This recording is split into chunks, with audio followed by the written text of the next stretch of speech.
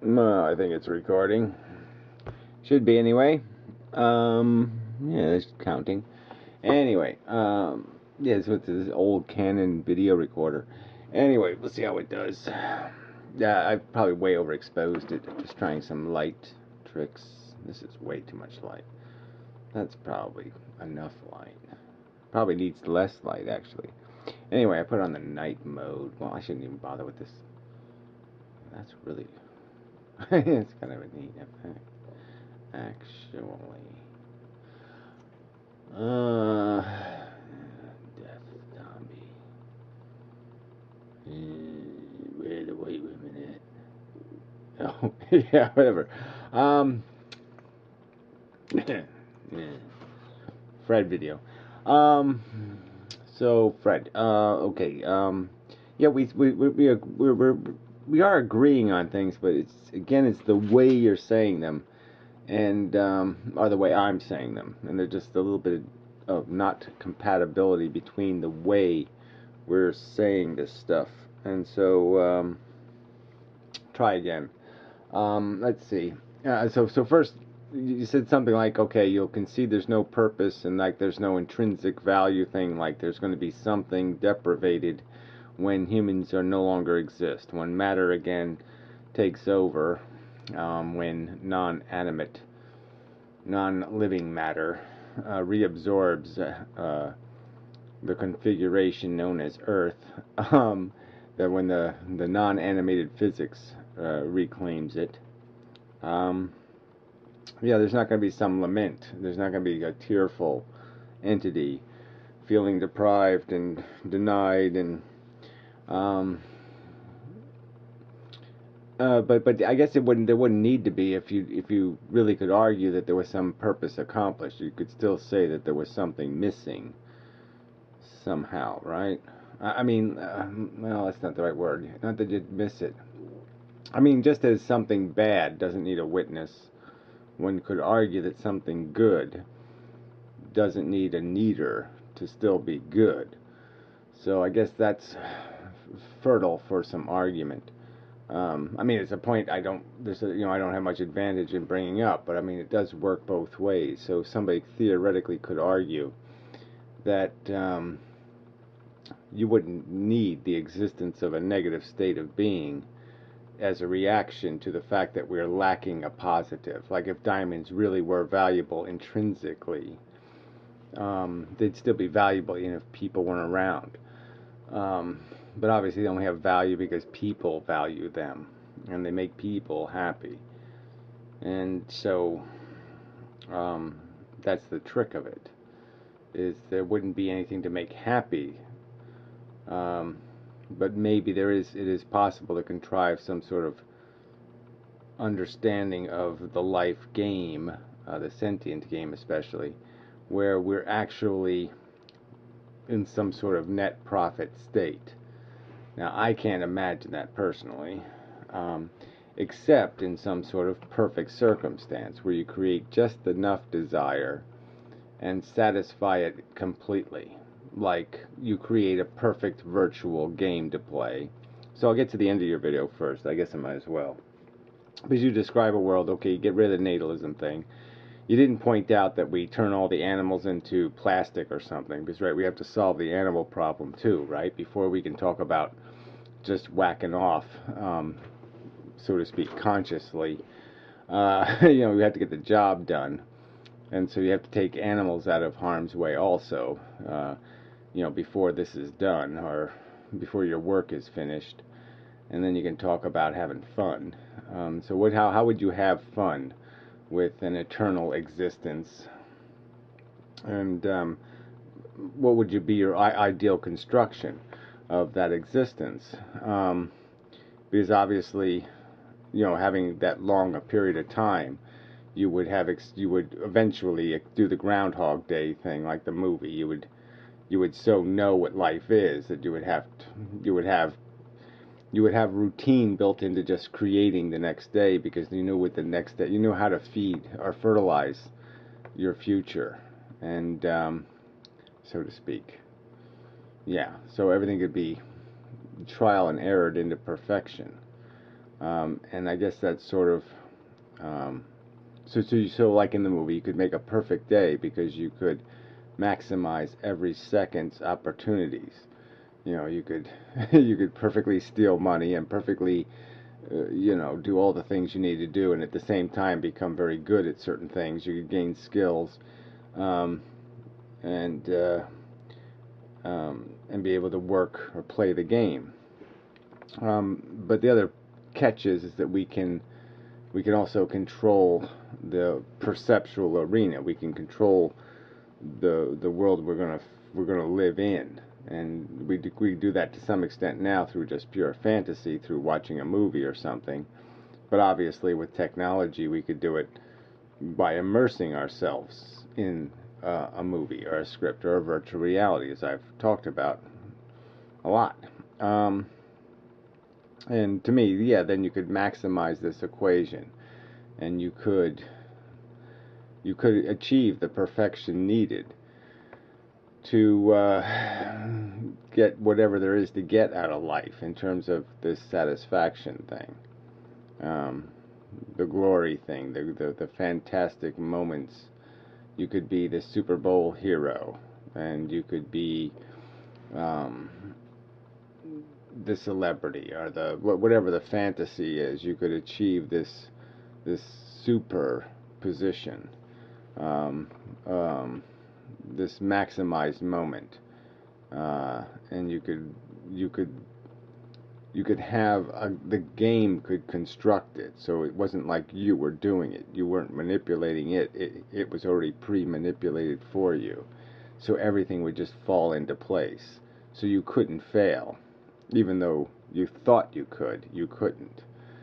um, and just to keep the victory that sweet, you would think it was all you that made it happen. That you're special. Yeah, so you could call the game You're Special. But isn't that all it really is about? It's this ego thing again.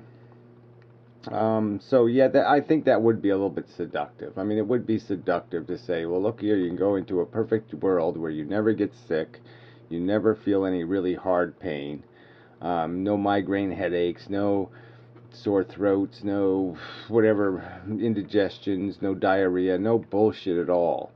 Just little senses of want, and then all the potato chips you can eat. you know, you can eat all you want, you can fuck all you want, you can do everything you want, all you want, um, and it'll all just fall into place like a movie. And yeah, that sounds a little seductive. It sounds a little seductive to be able to be James Bond or something and just, be really cool and have everything work out and blah, blah, blah. So, yeah, I could see that happening where as long as you kept getting caught up in it from a down state, you know what I mean, where you didn't have to live through it, you already did. See, we already have our character. Our character is built through our life, so we do the hard knock thing to gain the perspective needed to really enjoy the meal. So we gain the hunger for the victory by living a life of defeat. And so once you're already in that state, then you might as well take advantage of the fact that you're in that state and gain the satisfaction of the victory because you can appreciate it. But the question would be would you take a newborn sentience and build its character? Would you take a newborn sentience and force it through the failure road so it could gain the satisfaction to say, the gruel is fantastic. Because they put brown sugar on it today, right? I mean, it's if you got gruel, if somebody fed you gruel every day for 50 years, and then they put brown sugar on it, I mean, you'd be like, this is just so good. And it's shit you wouldn't even eat from, this perspective. And so we know that is part of psychology. This taking things for granted thing is part of our functional psychology. This is absorbing a different standard, becoming more sensitive. That this is what brains do. They just keep, becoming more sensitive. the senses just keep chasing um, the need to detect something wrong. So if you clean everything, the thing that'll bother you, the dirt or the dust, becomes smaller and smaller and smaller, but it's still there. The imperfections are still there. They're going to still bother you, and so that's the catch of it. We can never clean it clean enough. And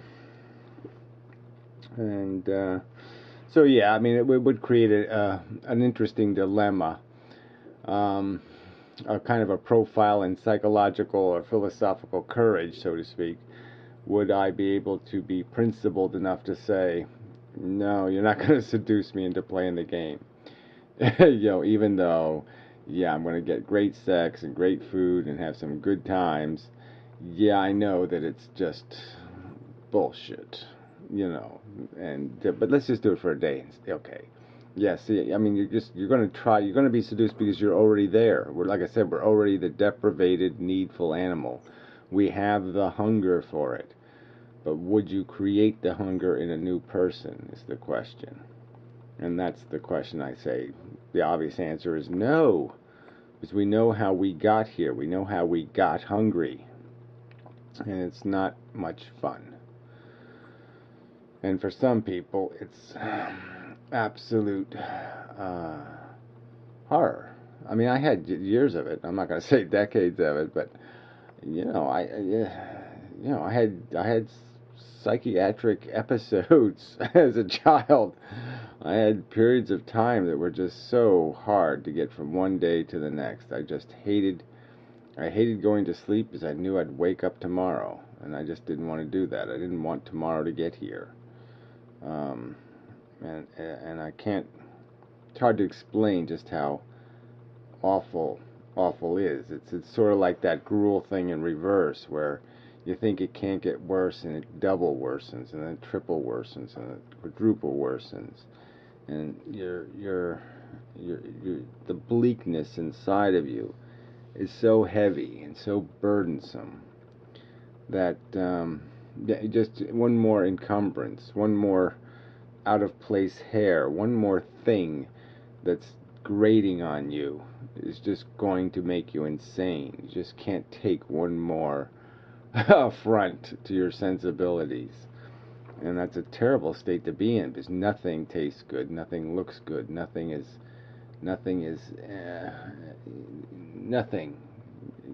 You can't consume any part of life because you have such an oppressively repulsive smell stuck in your nose. Yeah, I mean, the blight is too heavy, and I guess so. So I have a little appreciation for that, the fact that I can't take that horror and say that anything would be worth doing that over and over again. No way. I wouldn't do it twice. I wouldn't do it again. For all the money you can print in the universe for 1,000 years of James Bond life. Still, this bullshit. Because if I had it sitting in front of me and I knowing what it is, I wouldn't do it again.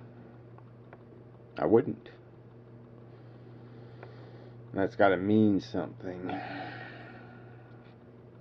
And it's got to mean something that others would, I suppose. But would they? I mean, this is the question, because there is a point where you have to say there's some experiences that people just aren't aware of. They haven't experienced it. They haven't gone through it. They don't know what it is. And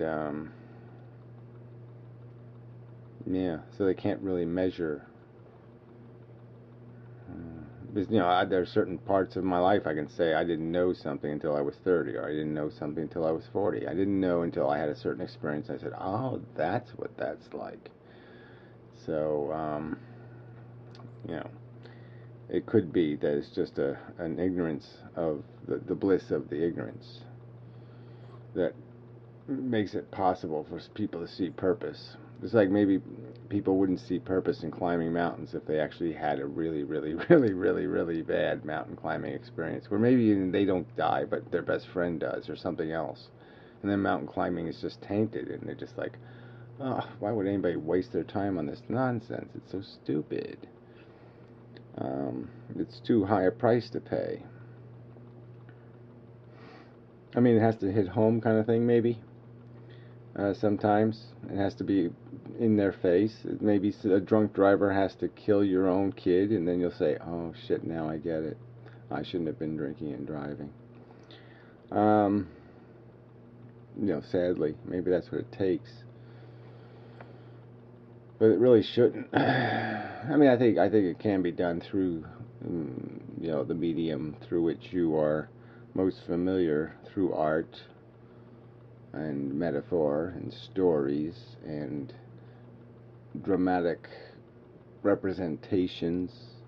I think the script can be written and the the theater can be conducted that can tell this story, and in a way that people could get it, and they could say, now I understand. Yeah, I understand. Just because I'm addicted, and I can see value in this seduction of this tasty potato chip. I shouldn't assume that everybody likes eating potato chips, or something like that. Alright, so anyway, yeah, virtual reality would definitely be, it's only rational end game. If human beings were to live longer lives, extended lives, they'd become too smart for life. They would become, it would lose all of its charm, because they would have the cardinal knowledge. They would know too much. Back to the Adam and Eve metaphor. And they got to be ignorant to have if you want to live in the garden. And so you need to go into a world that can feed off of the passions of ignorance, the passions of detached bliss, and the exaggerations. It's got to be an orchestrated dance, I guess, is the point. To be a dance, for it to really work, it's got to be orchestrated. And so you would do that in a where you would just create the illusion of a world, and then you can minimize the losses. But yeah, that just makes it more obvious what's really taking place, which is you're just whacking off your consciousness. That's all we're really doing here. So we're just rubbing it off and out of us because of this momentum engine that pushes us through this by creating this illusion of the carrot and the stick. And for most people, the idea of humans not being here is a stick. It's a spooky idea. For me, it's the job is done. It's a well cleaned house. it's a functional job well done. It's a gold star. It's all positive, that perception, because you've now eliminated this thing, this negative risk.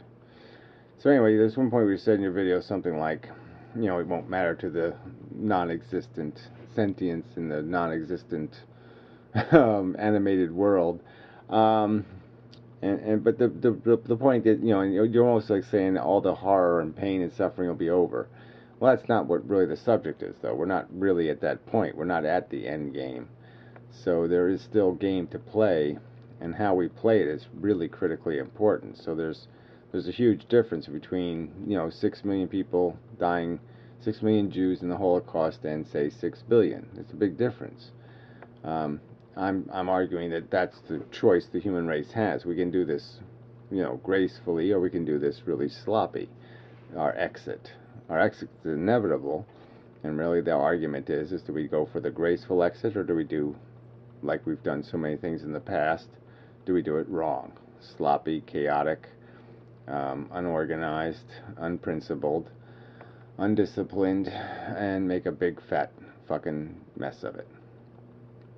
And yeah, and sadly, if too few people argue in defense of grace, then there will be no grace. And so that's something I think needs to be emphasized, is people need to talk about it and to point out that this has to be done deliberately, intentionally. It has to be orchestrated, or it will not be good. It'll be bad music. It'd be bad theater if you don't have the script. You don't have the concept. You don't even have the collective direction. I mean, if you're doing different Shakespeare plays on the same stage, that's not going to look good. So what else? Yeah, I don't really get your point about the DNA molecule not being the game. I mean, clearly most life doesn't feel, but obviously it's the perfect storm thing, so it's one of the ingredients. So as soon as you start creating the ingredients, you're already asking for trouble. So even though it's benign, it's not benign in the sense that it obviously opens a door to a next level of complexity that could open the door. So I'd argue that all life is dangerous. As soon as you have this replicating molecule that can, and the key is that it's reproducing in this special way. Okay, it's this DNA thing, so it's doing this blueprint thing. The blueprint evolves, not the thing that's being built. So that's a key thing here, because then the evolution can be